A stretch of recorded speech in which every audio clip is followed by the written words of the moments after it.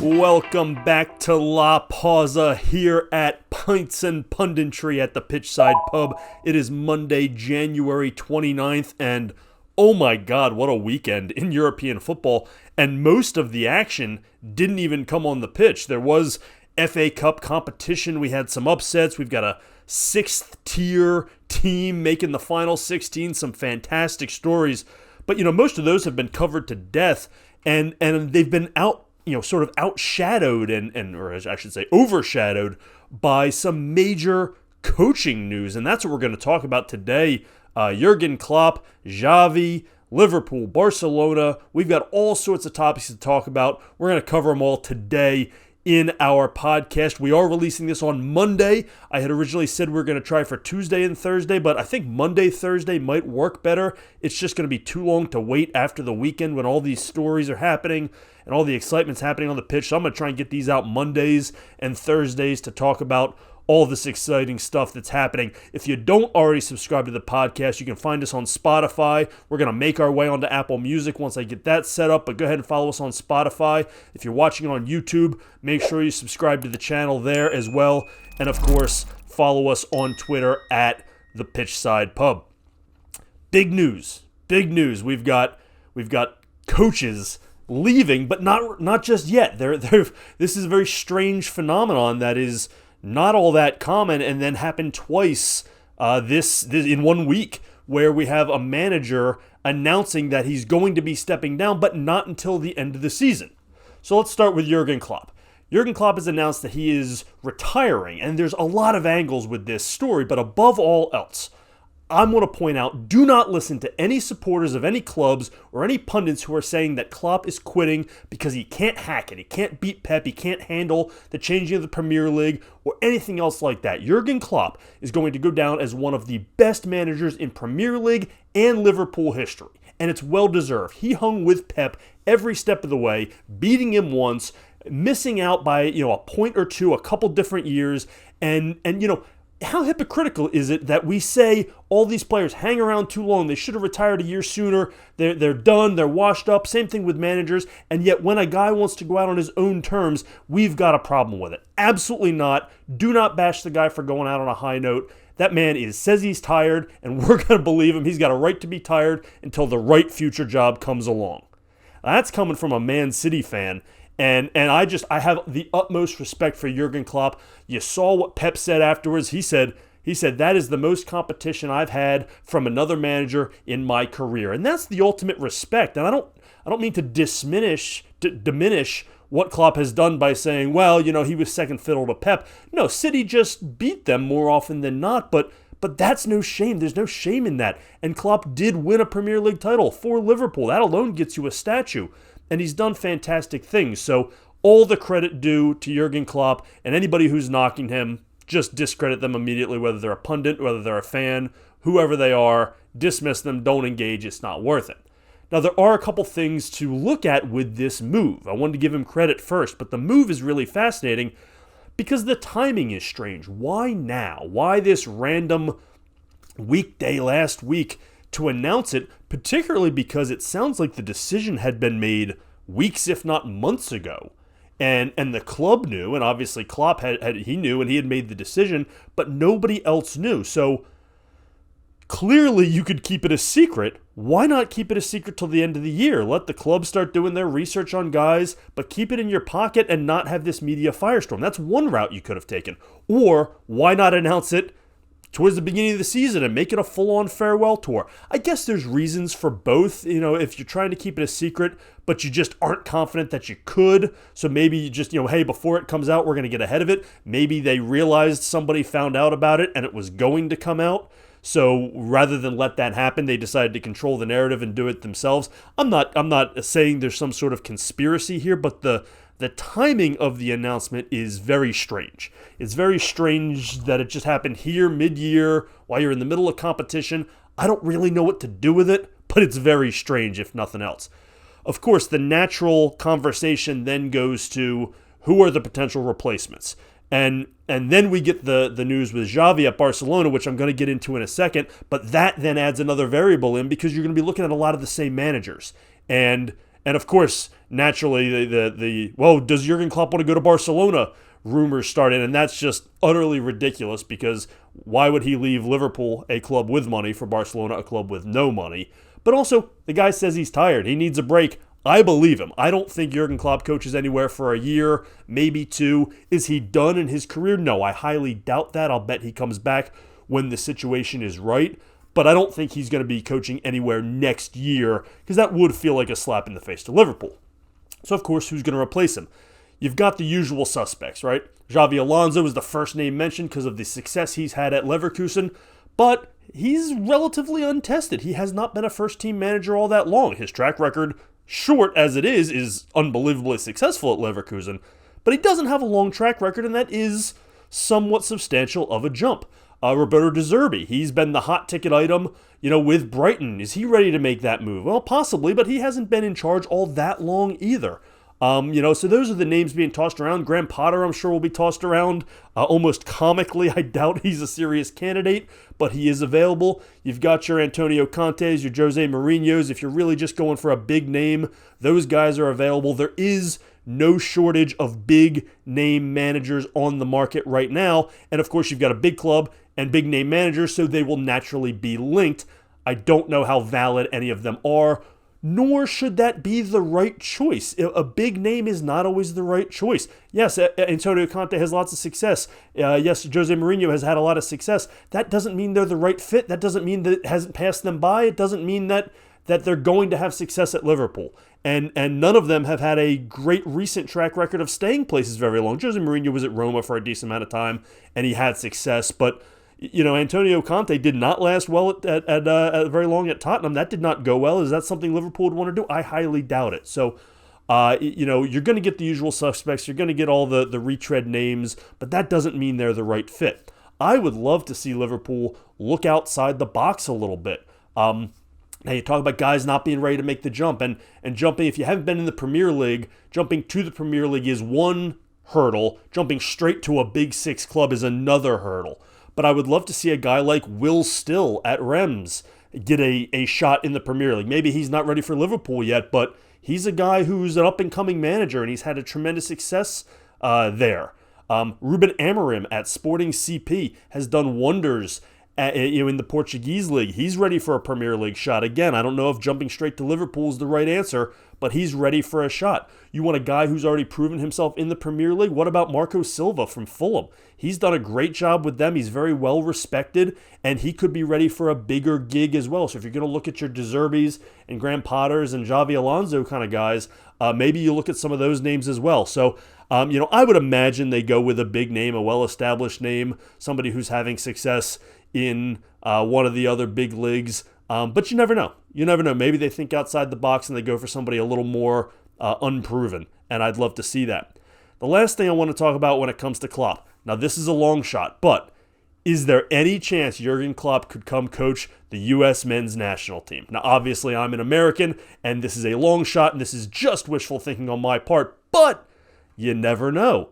If he's looking for a job in a year or so, that's a little more low-key. Obviously, the pressure in the U.S. is going to be tremendous with them hosting the World Cup, but the daily grind and rigors of coaching a club team are much worse than coaching a national team. You don't have as many games. You don't have as much training. It's more watching and evaluating of your players. It could be something that he could be interested in. Maybe not the U.S., but a national team job in general. Obviously, the U.S. just re-upped with Greg Berhalter, and they say they love him, but no one is particularly overwhelmed by his success there. And if we don't see something change from Berhalter, obviously they want him to stay through the World Cup. That was their intention when they gave him the job, but nothing is guaranteed. We've got some time. And to be honest, if Jurgen Klopp showed up 10 minutes before the U.S. men's national team first World Cup game and said, "I'm in," I'd give Greg the boot right then and there and throw Jurgen Klopp on the sideline. That's how much better of a manager I think he is. So do I actually believe Jurgen Klopp's going to be the next U.S. men's national team coach? No, I'd say the chances are virtually zero. But it is fun to think about, and he's available. I'd rather have him in a job like that than Jose Mourinho, who they've been semi-linked to without a whole lot of credibility. And I'm not overly sold on Greg Berhalter, no matter how well he's liked by the decision makers there. And, it's just fun to think about. You never know. I'm not counting on it. I don't want to start the rumor mill, but boy, would that be exciting. Exciting doesn't even start the discussion when it comes to Barcelona.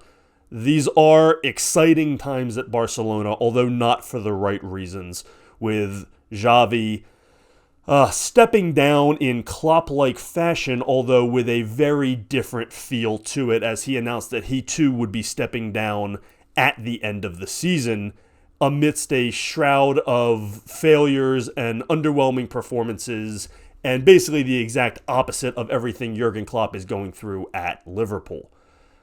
There are many things that went wrong for Xavi at Barcelona, and many that have gone wrong at Barcelona in general this season, but the common denominator at Barcelona is expectations. Other clubs have gotten better. Barcelona has not. They lost key players like Ousmane Dembele, Antoine Griezmann, Sergio Busquets, Jordi Alba, and yes, they were able to add players, but not necessarily players that fit together or fit Xavi's system. They were left with no money to spend, and they pieced together the best squad they could of the biggest names they could get for free or on loan, guys like Gundogan, João Felix, João Cancelo, while their biggest rivals got Jude Bellingham. And yet, Xavi kept them in third place, which is not nearly good enough for the mighty Barcelona faithful and their lofty expectations, which have never been adjusted to fit the club's current financial instability. Xavi's not without blame here. His offensive tactics featured little creativity or service for a struggling and frustrated Robert Lewandowski, but it feels unfair to make him shoulder all the blame for Barcelona's relative struggles. There's a lot of other factors here at play, though. The timing is even stranger with Xavi than it is with Klopp, simply because of the negativity surrounding it. Klopp's retiring. He deserves a send-off.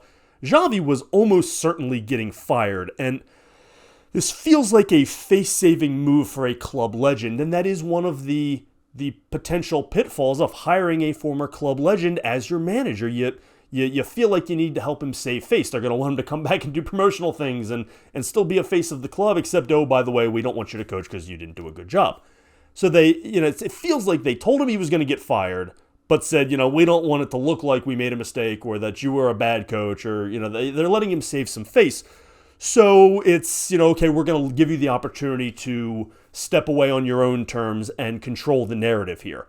And I guess that makes sense, but it's sort of sad to see. And then on top of it, he has agreed to not take his salary the rest of the year, which of course makes it a lot easier for Barcelona, who's thinking, man, we gotta pay this guy who's on the way out. And it also allows him to continue to manage the rest of the year, the sort of rudderless ship as the lame duck coach, without them having to worry about paying a new coach. So I guess I get it. It's just a very strange situation, and it feels like Joan Laporta said, listen, I got to make a move. We got to be done here, but we want to let you save face on the way out. From reports I was seeing, Laporta wanted to continue with Xavi, but the rest of the board, or at least enough of the rest of the board, did not, and so his hand was sort of forced. I believe that. Barcelona has been underwhelming this season, but again, expectations. Have they really been underwhelming compared to where their expectations should have been?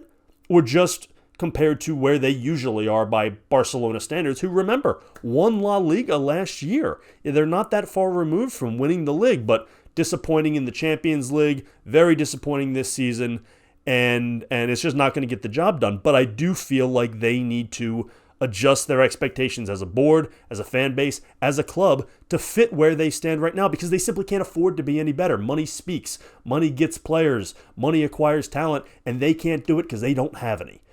And that's the last factor that we have to consider here is, what manager are they going to be able to go get if they don't have financial liquidity and resources? If they were to go get a Roberto De Zerbi, who they've been linked to, they're going to have to pay Brighton a lot of money to buy him out. They can't afford $20 million players. They're certainly not going to be able to pay Brighton $20 million for their manager.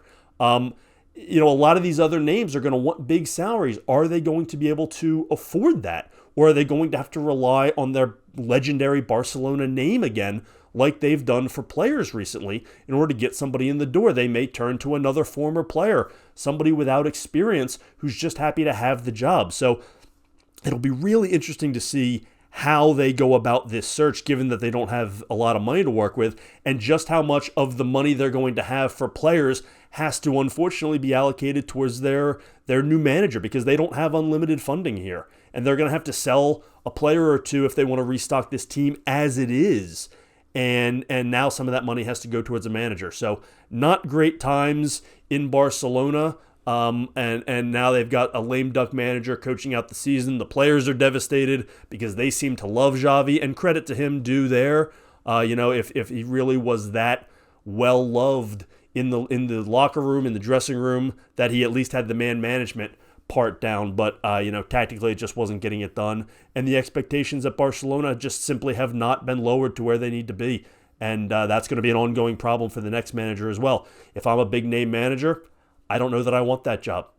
Having to go try and beat Real Madrid with less resources and an increasingly unrealistic fan base. It's not as desirable as a job as it once was. Speaking of financial situations, late last week the rumor of Kalvin Phillips going on loan to Newcastle was squashed. He ended up at going elsewhere, of course. But I found it interesting that Newcastle could not afford a loan deal for Kalvin Phillips. And not just that they couldn't afford the loan deal, but that they came right out and said, we can't afford it. It's a financial decision. Eddie Howe came right out and said that the Phillips deal was dead because of finances. That tells me things are really tight at Newcastle, tighter than we thought. We already had seen reports and rumors coming out that they may have to sell off a player or two, one of their big name stars, because of FPP regulations and just to replenish the team. And that means things are tight. Things are really tight. And it's interesting to see how they were built. Newcastle's situation, where they can't even afford a loan move for Kalvin Phillips, highlights the issue that comes with big-ticket players when it comes to roster building.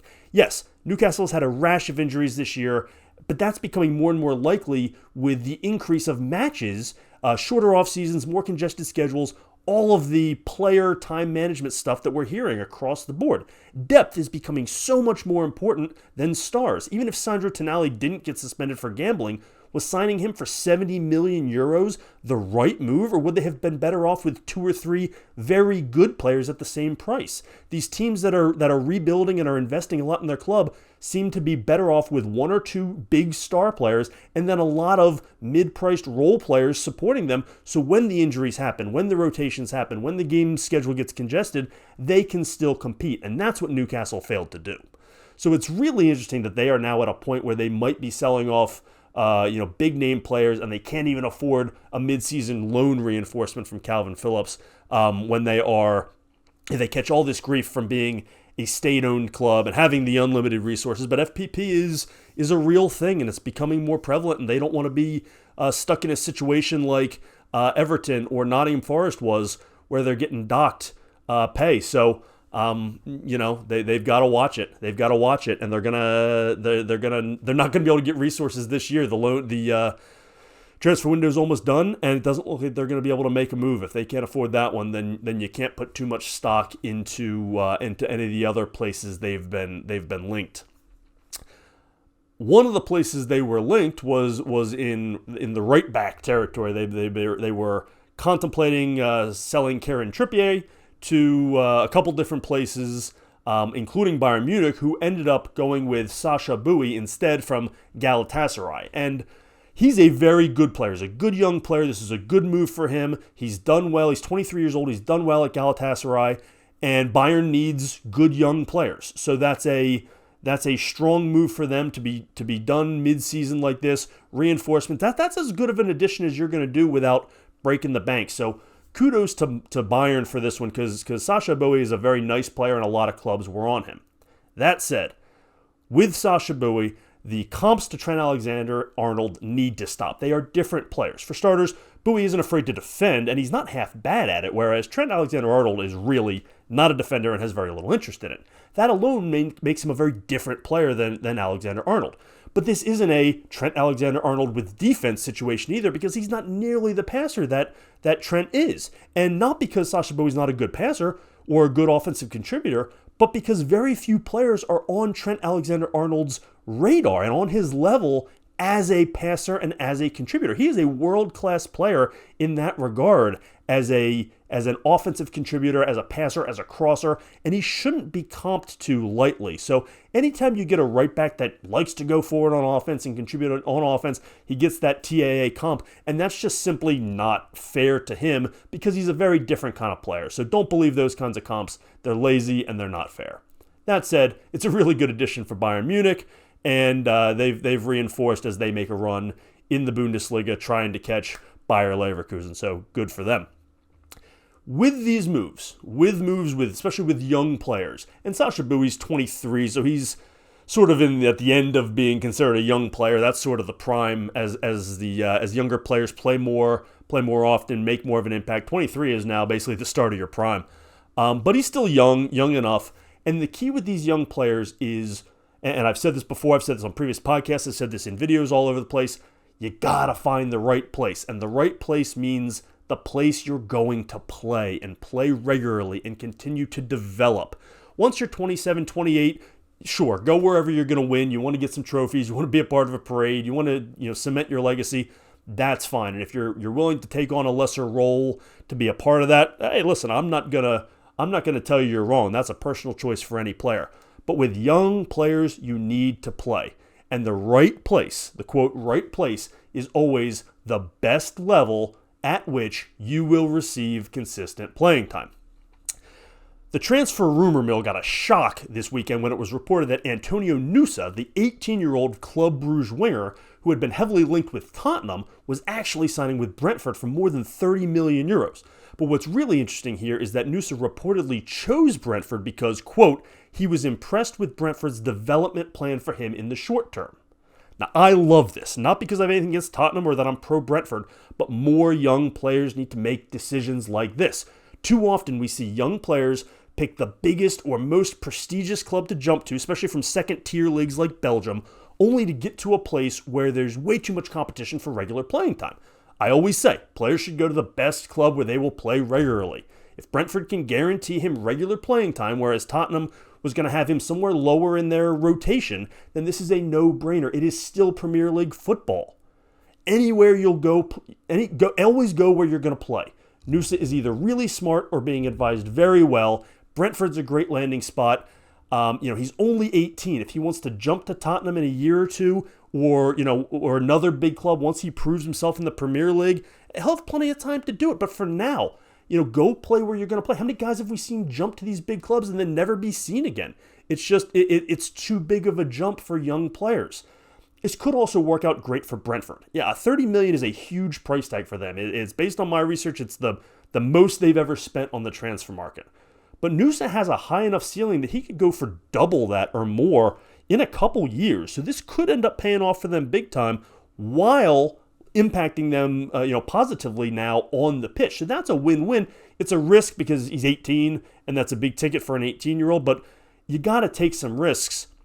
What it really tells me, what Antonio Nusa going to Brentford tells me is just how much money there is in the Premier League from top to bottom right now. It's not just the big clubs anymore. Brentford is run very economically and methodically. For them to spend this much, yes, it says they believe in Nusa this much, but it also tells me that 30 million euros to them just isn't as much as it used to be. That's how much money there is up and down the Premier League, that even these mid-table clubs and ones that are relatively frugal can spend 30 million euros on an 18-year-old and be okay with it. That's not a risk Brentford usually would have taken. So that tells me that the money throughout the Premier League is just off the charts, even though we're not privy to all of it.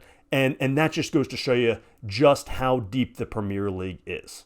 So I love this move. I'm very interested to see how he turns out and how this works out for Brentford in a couple years. But more importantly, I'm thrilled to see it. I love player development. I love seeing young guys get a chance. I'm assuming that if he chose them because of their development plan, that they have a plan to play him regularly and let him make an impact. So I will be watching them very eagerly to see how that turns out from him. And I'm always thrilled when a young player makes a positive decision like that, rather than just trying to go to a big name club and then getting lost in the shuffle. Nothing bothers me more than seeing young talented players sitting on the bench. So hats off to Antonio Nusa and his advisory staff and agents for doing what appears to be the right thing.